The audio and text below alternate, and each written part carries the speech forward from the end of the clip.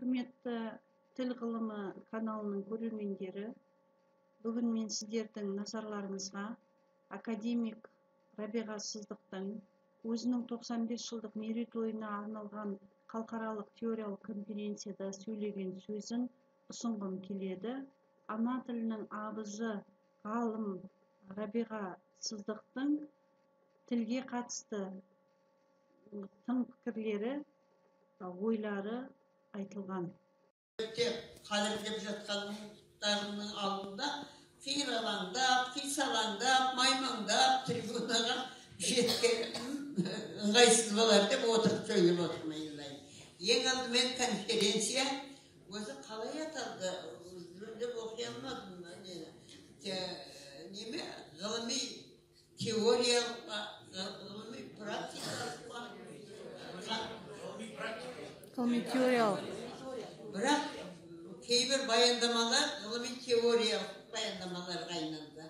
Көптеген жақсы сөздер айтты, жөндеп тыңдай алмай қалдым дегенменен кейін оқимын ғой, оқытамын ғой. Ал ғылыми практикалық жағынан да өте тамаша, қаншама құттықтап жатыр, адал сөздерін айтып жатыр.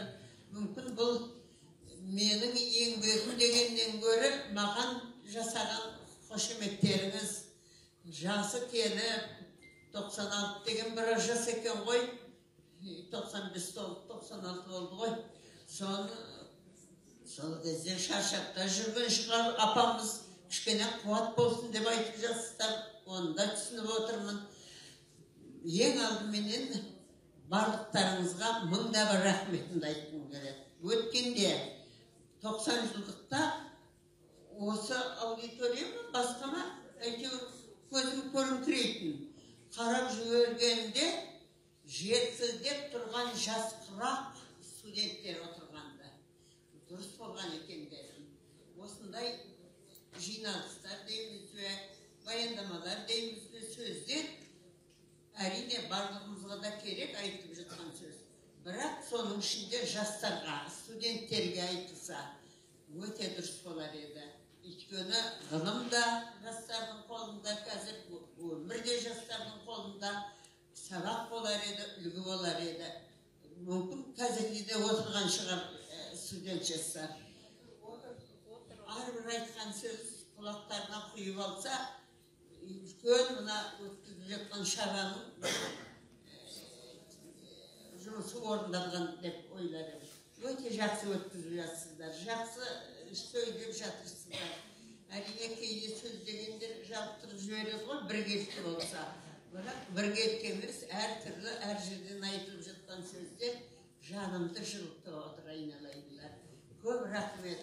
Мүмкін осындайда жиірек өткізіңдер демейін. Бірақ 95 дегенде біраз жас қой. Көзі тірі жүрген адамға 95 деген көп жыл екен. Бұндайда шынымды айтайын, кейінгі жылдарда қаншаға келдіңіз, қанша жасадыңыз дегенде кібіртік деп айта алмай қалатын. 90 деген сөз маған бір сондай қорқынышты сөз болып көрінетін. Жоқ, олай емес екен.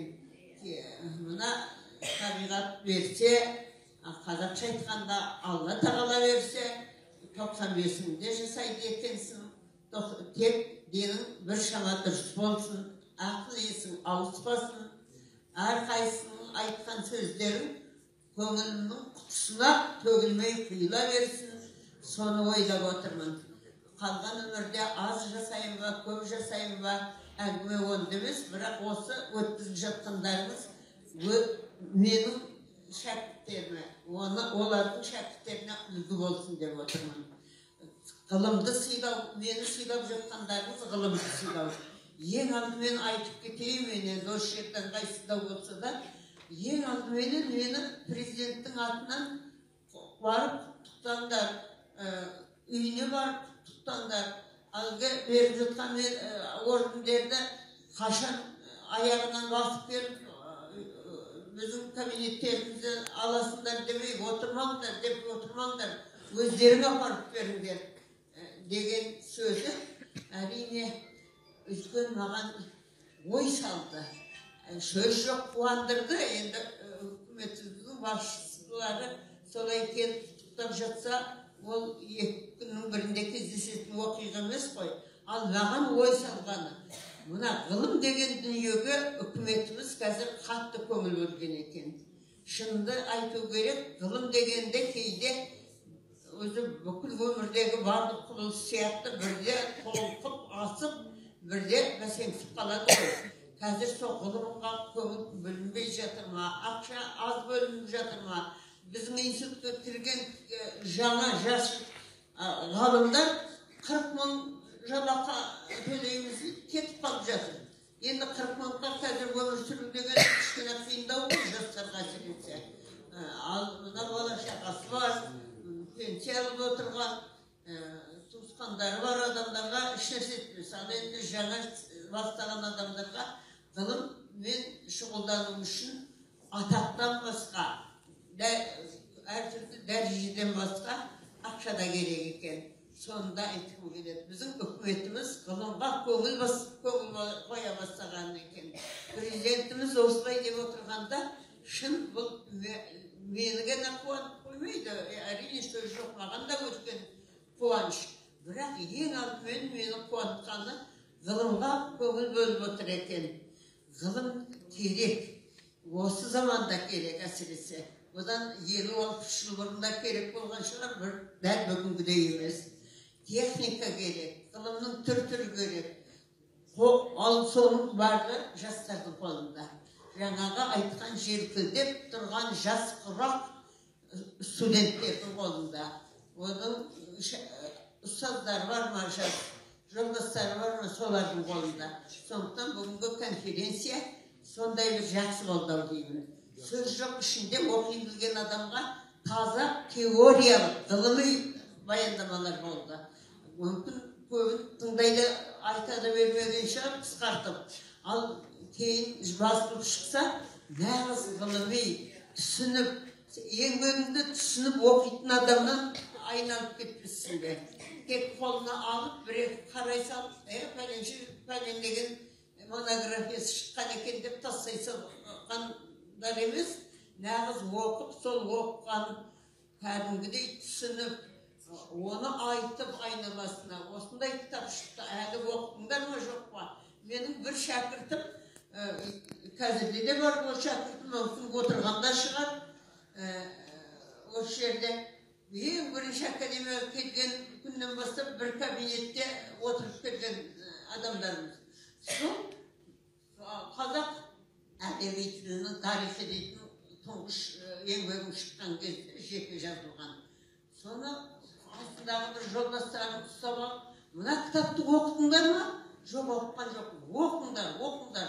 2-3 күннен кейін тағы ұстап алып, ал оқып шықтыңдар ма? 2 күннен бері жоқ, қол тимей жатыр. Жоқ, оқыңдар. Міне бүкіл жақсы сөздерден, алып жатқан алғыстардан, мына грамоталардан бәрінен маған қатты әсер еткен осы сөз болды.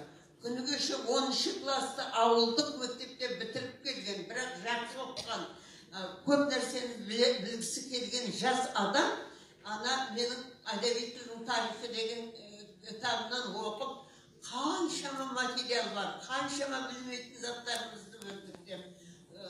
Айтқанда сол маған программа болды менің. Ғалым ретіндегі программа болды.